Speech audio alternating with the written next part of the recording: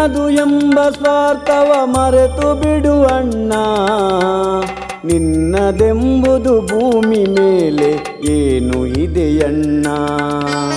ನಾನು ನನ್ನದು ಎಂಬ ಸ್ವಾರ್ಥವ ಮರೆತು ಬಿಡುವಣ್ಣ.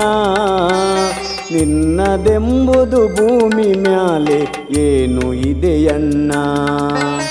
ನಿನ್ನ ಋಣವು ಎಷ್ಟು ದಿನವೋ ನೀರ ಮೇಲಿನ ಗುಳ್ಳೆಯಂತೆ ನಿನ್ನ ಬದುಕಣ್ಣ.